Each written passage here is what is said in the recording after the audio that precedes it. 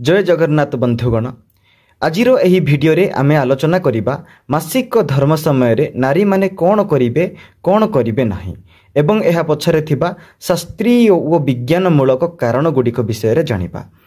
देखंतु एहा केवल पुराना कहानी नुहे, एहा आम परंपरा शारीरिक स्वास्थ्य और सामाजिक जीवन सहित अतीब निबिड़ संपर्क रही। पुरातन कालरू माँ माने जेजेमा आई माँ खुड़ी भाउज माने पीढ़ी पीढ़ी मासिक धर्म समय रे नियम और सावधानिता विषय रे शिखाई आसुछन्ते। सही ज्ञान को आमे बुझिले आगामी पीढ़ी को सहजरे पहुंचाई परिबा। पुणी केउ ज्ञान ना सठिक विषय रे माने सठिक ज्ञान मासिक धर्म समय रे सठिक ज्ञान जानिबा निहाती आवश्यक। नाई तो अलग लोक माने अन्य लोक माने आमर मासिक धर्म समय रे पालन करा जाउथिबा नीति नियम विषय रे उल्टा पल्टा कहिदेबे एवं आमको आमर परंपरा आमर स्वास्थ्य विषय रे से भ्रमित कराइबे। तेणु करी आमे एही नियम गुड़िक विषय रे जानिबा निहाती आवश्यक। तेणु भिडियोटी को शेष पर्यंत निश्चिंत भाव रे देखंतु। प्रथमे जानिबा शास्त्रीय नियम गुड़िक विषय रे। शास्त्र अनुसार मासिक धर्म समय ठाकुर को पूजा आराधना करिबा, मंदिर को प्रवेश करिबा, पितृ श्राद्ध करिबा मना करा जाउछि। काहेकि एहार कारण केवल धार्मिक पवित्रता नुहे बरम स्त्री को टिके विश्राम देबा, स्त्री को मध्य बा नारी को मध्य विश्राम देबा। तापर देखिबा पुराना सामाजिक परिप्रेक्ष्य कौन रही। पूर्वर नारी माने रोषेई, लुगा धुआ, पशुपालन, बागान काम, बिल काम सबु काम करुथिले। एहीपरि भाव में सबु काम करुथिले। सेही समय रे यौथ परिवार रे, यौथ माने जोटा मिसेकी माने जॉइंट फैमिली बोली जहां को कहा जाउची वर्तमान इंग्लिश रे है ना। सेथिरे पाखापाखि 15 रु 20 जन रहुथिले बा ताठारु अधिक मध्य लोक माने रहुथिले।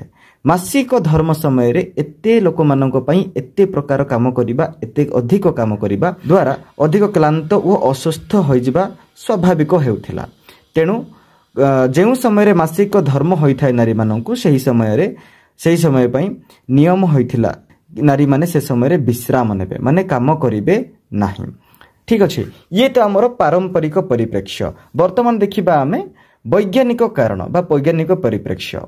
मने पकांतु जते बेले आमे रक्तदान करूछु डाक्तर कहंती विश्राम नबा पई, किछि फलमूल खाइबा पई एवं किछि प्रोटीन जातीय माने अधिक पोषण युक्त खाद्य खाइबा पई एवं खाद्य खाइकी विश्राम नेबा पई से कहिथांती। केते समय पर्यंत से विश्राम नेबा पई कहिथांती।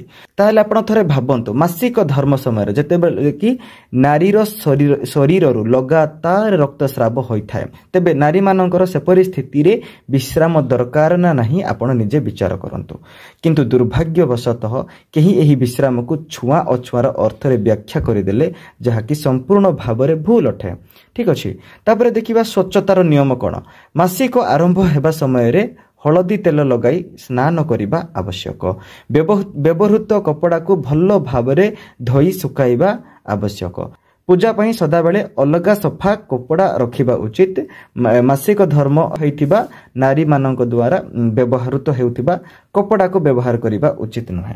5 दिन पर माने मासिक धर्म सरिला पर पितृ श्राद्ध करि परिबे, किंतु जदि घरे महादेव किंबा हनुमान को पूजा करूछंती तेबे 7 दिन पर्यंत पूजार विरत रहिबा आवश्यक। माने ना मासिक धर्म सरि जिबार संगे संगे आपण पूजा करिबा उचित नुहे।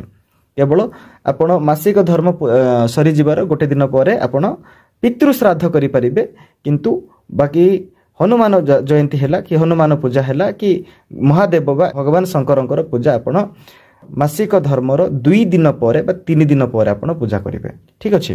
तापर व्रत और पूजार प्रभाव। लंबा व्रत जेमिति कि संतोषी मांकर ओषा हैला कि नव गुरुवार हैला कि नवरात्रि हैला कि 16 सोमवार हैला, एई मानक मध्य रे जदि मासिक एई व्रत करुथिबा समय रे जदि मासिक धर्म आसी जाए, ऋतुस्राव आरंभ हो जाए, तेबे व्रत खंडित मना जाए। तेणुकरी एही समय रे आपण निजे पूजा करिवे नाही।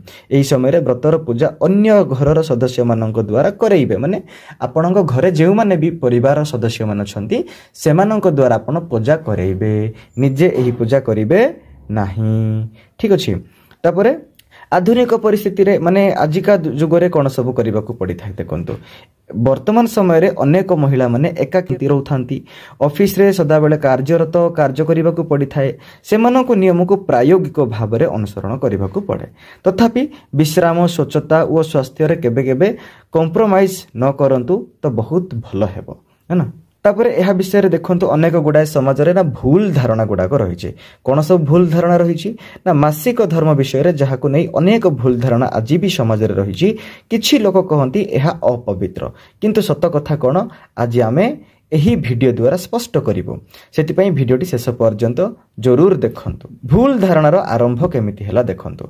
मासिक धर्म को अनेक अपवित्र बोली कहंती किंतु जेउ प्रक्रिया मानव जीवन सृष्टिर सहित जड़ित ताहा केमिति अपवित्र होई पारे ये भी गोटे प्रश्न हो जाए है ना।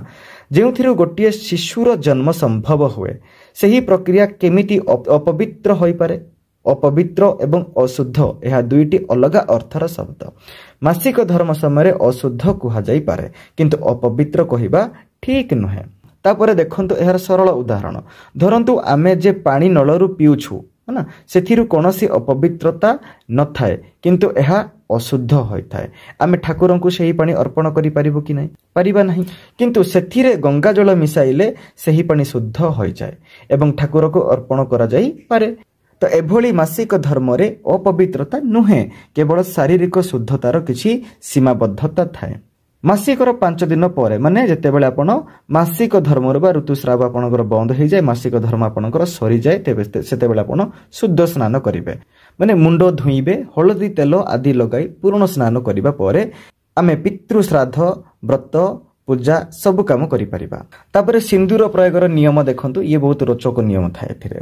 शास्त्र अनुसार मासिक समय रे जे पर्यंत आपनकर मासिक धर्म सरी नहीं से पर्यंत मथारे पूजा होइथिबा सिंदूर लगेइबा उचित नुहे बा लगेबा मना होइछि काहेकि कारण सही सिंदूर माँ लक्ष्मी पार्वती किंबा सावित्री व्रत रे पूजा करिथिबा धार्मिक संपर्क रे रही थाए है ना धार्मिक कार्य रे व्यवहार करा जाय थाए तेनु करी एहिपरि पूजा होइथिबा सिंदूर को आपण व्यवहार करिबा उचित नुहे किंतु पूजा न होइथिबा सिंदूर आपण एही समय रे लगेइ परिबे एथिरे किछि समस्या नुहे जेमिति कि बाजार रे मिलुथिबा स्टिक सिंदूर मध्य व्यवहार करि परिबे।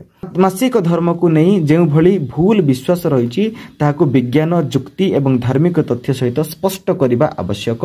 नारी माने एही समय रे दोषी किंबा अपवित्र नुहंती से माने जीवन सृष्टिर पवित्र माध्यम अटंती। मासिक धर्म नारी मानकर प्राकृतिक प्रक्रिया यह कौनसी असुचि नुहे बरम स्वास्थ्यर संकेत। शास्त्रीय नियम को सम्मान करंतु विज्ञान को बुझंतु और निज देह को प्रयोजनीय विश्राम दियंतु। शेष पर्यंत भिडियोटी को देखिबा पई आपनकु अशेष अशेष धन्यवाद। भिडियोटी किपरि लागिला कमेंट बॉक्स रे जणांतु एवं एही संदेश को आहुरी लोक मानक सहित निश्चिंत भाव में पहुंचांतु। हाँ आम चैनल को सब्सक्राइब करने को आदौ भूलंतु नहीं। जय जगन्नाथ।